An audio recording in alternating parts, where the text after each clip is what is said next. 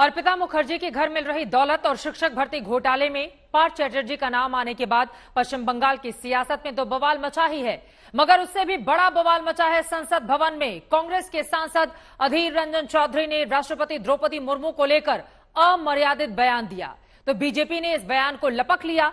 सदन में केंद्रीय मंत्री स्मृति ईरानी ने अधीर रंजन चौधरी के बयान पर सोनिया गांधी से माफी की मांग की, तो बखेड़ा और ज्यादा बढ़ गया। द्रौपदी मुर्मू कांग्रेस पार्टी की घृणा का केंद्र बनी। माफी मांगो सोनिया गांधी आदिवासियों से। बस एक बार चूक किया, राष्ट्रपति राष्ट्रपति कहते कहते अचानक मुख से राष्ट्रपति निकल गया। एक बयान क्या करा सकता है? इस देश की औरतों से तुम्हारे पुरुष नेता सड़क पर उसका अपमान करते हैं। हंगामा करा सकता है, सदन में बवाल करा सकता है। आज 12 बजे तक की लिस्ट की जाती है। सदन स्थगित करा सकता है, राजनीति की गहमा गहमी को बढ़ा सकता है। एक बयान, ऐसा ही बयान दिया अधीर रंजन चौधरी ने राष्ट्रपति द्रौपदी मुर्मू के लिए। उस बयान ने बीजेपी को मौका दे दिया निशाना साधने का। अधीर रंजन चौधरी ने द्रौपदी मुर्मू जी का अपमान वापस नहीं लिया। आदिवासी विरोधी कांग्रेस, महिला विरोधी कांग्रेस, गरीब विरोधी कांग्रेस अब supreme commander of arm forces का भी अपमान करती है। मैं आज इस सदन में कांग्रेस की मुखिया विराजमान है, उनसे पूछना चाहती हूँ, you sanction the humiliation of Draupadi Murmu. माफी मांगो इस देश से, माफी मांगो सोनिया गांधी आदिवासियों से, माफी मांगो औरतों से, माफी मांगो गरीब से, माफी मांगो और शर्म करो। जिस औरत ने पंचायत से लेकर पार्लियामेंट तक सम्मान के साथ इस देश की सेवा की, तुम्हारे पुरुष नेता सड़क पर उसका अपमान करते हैं। माफी मांगो सोनिया गांधी इस देश से, इस देश के आदिवासियों से। अधीर रंजन को बीजेपी ने घेर लिया। निशाना अधीर रंजन के साथ साथ सोनिया गांधी भी थी और अधीर रंजन कह रहे थे कि उनसे चूक हुई, क्या फांसी दे देंगे? अन्याय अगर किया, दोष अगर किए होंगे तो मैंने किया। फांसी पे लटकाना है तो मुझे लटकाओ। अगर मैं खून किया तो दूसरे क्यों फांसी पे चढ़ेगी? अगर मैंने किसी को खून किया तो मैं फांसी पे चढ़ूंगा। मैंने कहीं गलती की तो मैं फांसी पे चढ़ूंगा। मैं अगर कोई गलती किया तो मेरे खिलाफ जो कार्रवाई करना है करो।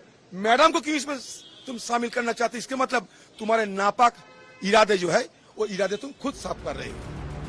अधीर रंजन कह रहे हैं कि उनसे चूक हो गई है, लेकिन साथ में ये भी कह रहे हैं कि उन्हें सफाई देने का मौका तो दीजिए। मुझे सदन के अंदर बात रखने को मौका दिया करो अगर हिम्मत है तो। लेकिन वो मौका इसलिए नहीं देते हैं क्योंकि अगर मैं एक बार माइक पर बात रख दे तो उनको सारे उनका नक्शा बदल जाएगी, कहने के लिए कुछ बचे नहीं रहेगी। लेकिन उसको इसमें माहौल बनाना है, दिखाना है कि हम लोग आदिवासी के खिलाफ हूं। नहीं, अधीर रंजन ने राष्ट्रपति से समय मांगा है। अब वो कह रहे हैं कि राष्ट्रपति समय देंगी तो वो उनसे क्षमा मांगने जाएंगे। आज जो मुलाकात करने के लिए समय मांगा है, मेरा ये अपना दृढ़ता है।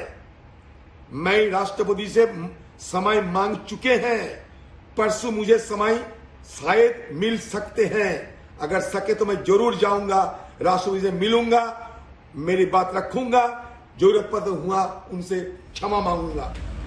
अधीर रंजन साथ में पूरा किस्सा सुनाते हैं कि कैसे उनके मुंह से राष्ट्रपति के लिए अमर्यादित शब्द निकल गया। लेकिन उसी समय वो पत्रकार ने मेरे को कहा कि क्या राष्ट्रपति? मैंने कहा देखिए, अब इसमें हो सकता है चूक में निकल गया, आप इसको ना दिखाए तो बेहतर होगा। दिखा दिया और इसके लिए बवाल मचा रहे हैं। मेरी चूक हुई है सिर्फ एक बात और लफ्ज, क्योंकि एक लफ्ज में मैंने अचानक राष्ट्रपति से राष्ट्रपति निकल गया। लेकिन कहते हैं ना कि तीर कमान से और बात जुबान से निकल जाए तो वापस नहीं आते। बीजेपी ने इसे मुद्दा बना लिया। जिस प्रकार से अधीर रंजन चौधरी जी ने महामहिम राष्ट्रपति जी का अपमान किया, उसको लेके पूरे देश में गुस्सा है, पूरे देश में उसकी प्रतिक्रिया हुई। इस तरह का हल्का टिप्पणी करके राष्ट्रपति का गरिमा को जो उन्होंने चोट पहुंचाया है, उसके लिए सिर्फ अधीर रंजन चौधरी नहीं, पूरे कांग्रेस पार्टी, उनके प्रेसिडेंट श्रीमती सोनिया गांधी जी, पूरा देश को माफी मांगना चाहिए। बीजेपी आरोप लगा रही है कि अधीर रंजन ने राष्ट्रपति के साथ साथ देश की महिलाओं का, आदिवासियों का और निचले तबके का अपमान किया है, और कांग्रेस कह रही है कि बीजेपी जानबूझकर मुद्दे से भटकाना चाहती है। कुल मिलाकर यूं समझिए कि इस मसले पर हंगामा अभी थमने वाला नहीं है। सुप्रिया भारद्वाज, मौसमी सिंह और हिमांशु मिश्रा के साथ आज तक ब्यूरो।